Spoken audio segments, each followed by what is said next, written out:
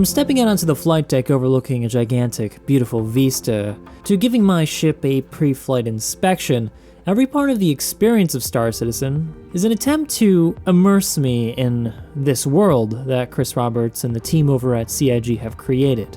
The sum of which is that every time I climb into my Gladius's flight seat, I feel like I'm becoming one of the heroes of one of my favorite science fiction shows. I could be doing an engine start sequence on the Battlestar Galactica, for example. Which is why some of you, like myself, may consider spending a little bit extra money on peripherals to enhance the immersion, at least in the real world, on things like a really nice flight seat chair and some joysticks with some good mounts.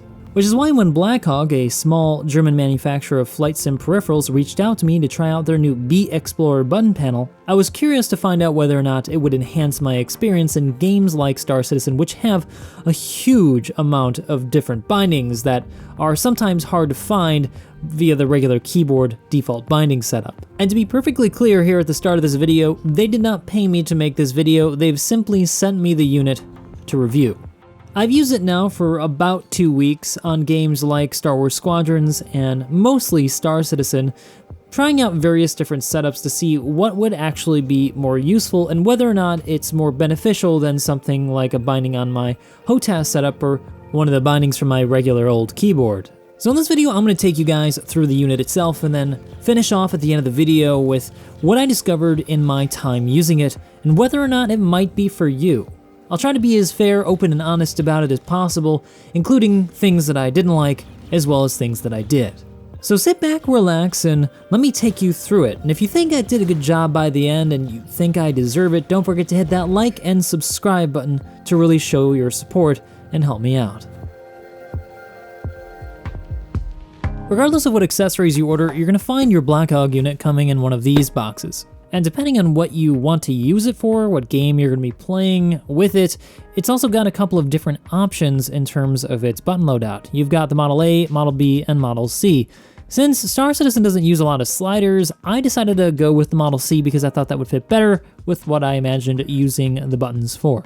Now, in terms of quality, one of the things that I always look for when I buy a product is the quality of the packaging. It is always a pretty good indication of how well a product is made, and this is really well put together, it's well protected. And in case you're wondering, yes, it does come in an anti-static bag. I've just removed it for the video since I was already using the unit on my setup. Now below that, you're going to find the other accessories you're going to need to actually use it, such as a USB cable, and depending on what else you've ordered, you might find some other stuff in there. It'll definitely though come with a USB cable so you can plug the unit in. It's fairly long, and I've been able to use it on my HOTAS mounted chair setup, which I'll show you guys a little bit later. And you should also probably find some screws in your box. And I'm not sure if this is standard, but they also gave me this nice little nut holder for screwing this to one of the mounts that I have. Depending on how you order it, you can order just the faceplate, or you can order it with this rear mounting assembly, which is what I have here.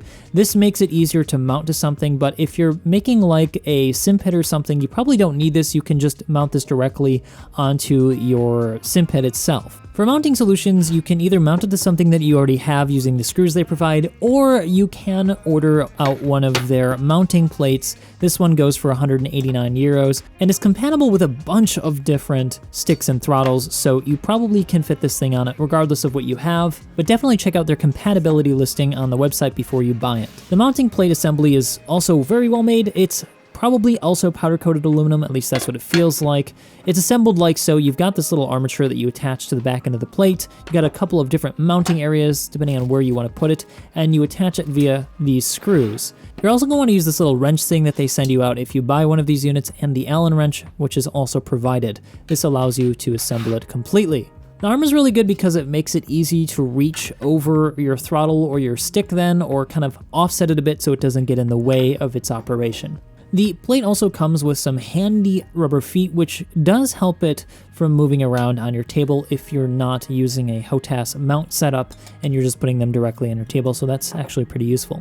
They also have a cell phone holder that you can mount directly to the assembly as well. It goes for about 15 euros. This thing actually does fit my cell phone if I take the case off, but because I have an iPhone 11 Plus, it's a little bit too big to fit. I told them about this and hopefully they can correct this in the next version. With so many buttons though, it might be kind of hard to remember what you've bound stuff to, which is something that they've actually also thought about. They sent me out another one of their accessories, which is their sticker set with their acrylic faceplates. This basically contains a bunch of different stickers for different types of scenarios and different types of games that you can assign to each button. You can either order this sticker set for around 11 euros, or you can pick up a package of 3 different plexiglass covers with the sticker set for about 20 euros. This is actually really useful for assigning different stickers to different games. This one's for Star Citizen, but I also play Squadrons, so I can have a faceplate also made out for Squadrons and the bindings that I've set up for that game. In terms of quality though, these things are actually handmade in Germany by Blackhog, so the quality of it feels pretty dang solid. The assembly is great. The switches, they just sound really solid, and the sliders have a really nice amount of resistance. All in all, I really like the look and feel of this thing, and I don't really feel like it's ever really going to break through normal wear and tear. I actually accidentally ran into the toggle switches side to side with my chair, which I thought was gonna break it, but it held together really well. Alright, so it's made pretty well, but how useful is it actually if you wanted to buy one of these things? Well, first and foremost, the tactile sensation of being able to flip my own toggle switches and hit my own buttons is really satisfying in a way that's really hard to quantify. There's something nice about being able to reach over and touch these buttons and make something happen in-game that makes me feel just a little bit more immersed. But practically speaking, there are a lot of bindings in Star Citizen and Squadrons, and sometimes it is difficult to reach and grab a button that maybe you're not familiar with using because you've not used it too often, or maybe it's just inconvenient to take one of your hands off of one of your flight sticks to press. Well, this makes it just a little bit easier and allows you to bind some things that aren't actually bound by default. Things like a hail button for a ship that you've targeted, or a comms button to automatically bring up your comms menu so that you can get straight to asking ATC to land. I've also bound one of the momentary toggle switches to front and rear shields so that if I press it forward, it adds more to the front shields. If I press it backward, it adds more to the rear shields, and so I can kind of balance in between. I can't go side to side with it, unfortunately. That'd be kind of a cool little button, maybe like a hat to have on this button switch panel, but for what I'm able to do that I can't do right now with my bindings, it's actually pretty darn useful. It also provides a physical location to bind my engines, shields, and weapons to so that I can individually power those off to reduce my EM and IR signatures if I want to be a little bit more stealthy in a more stealthy vehicle. I also ended up using it in the experience of mining, where I think it also ended up shining because there are a few buttons that are not super convenient on my keyboard to hit when I'm flying around with a HOTAS setup.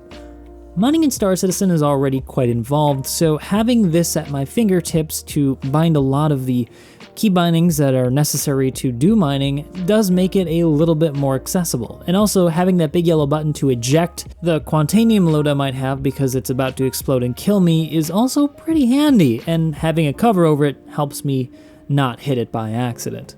One thing I particularly liked about the button panel for this particular application was just how well the sliders worked to modulate the power of the laser. With absolute fine adjustment, it made it a little bit easier to go back and forth between power levels than using a mouse and keyboard. So here I actually think that the button panel is doing something that is a bit superior to the mouse and keyboard alternative. Overall then, I think is a really positive addition to my HOTAS setup. I've been able to put a number of really important bindings really close to my HOTAS setup, making sure that I can reach for them much more quickly than I could if I were reaching for my keyboard. Whether or not this is an advantage, I leave for you to decide. This is more of something that enhances the experience in my mind than necessarily gives you a substantial advantage over people who don't have it. Some potential downsides are that it's not really geared necessarily towards Star Citizen specifically with its sliders, because there aren't a lot of things in Star Citizen that can utilize them with their bindings. But this is truly a small issue, because in the end I was able to figure out how to use 3 out of the 4. I'm still going to search for a use for that 4th one. The last thing about this thing, which might be considered a no-go for some of you, is the price. It starts at 150 euros or 180 US dollars, and then it goes up if you add on the accessories.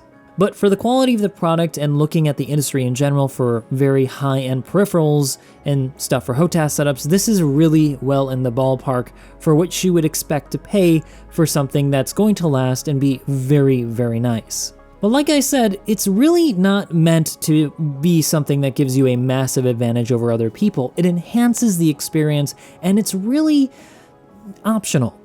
All of these peripherals, like I said, are optional. They don't necessarily give you an advantage. They just make it far more immersive than it otherwise would be. So if you guys are interested, I'll provide a link down in the description below to take you to the website if you guys want to pick up one for yourself. I really think it's an excellent addition to my personal HOTAS setup, which I've been adding to, and eventually I hope it'll be something that I can add into something that's a bit more like a sim pit for playing games like Star Citizen. But that's gonna have to be when I'm able to find a bigger apartment. Anyway guys, hope you enjoyed the video, and if you did, you know what to do. I hope to see you in the next one.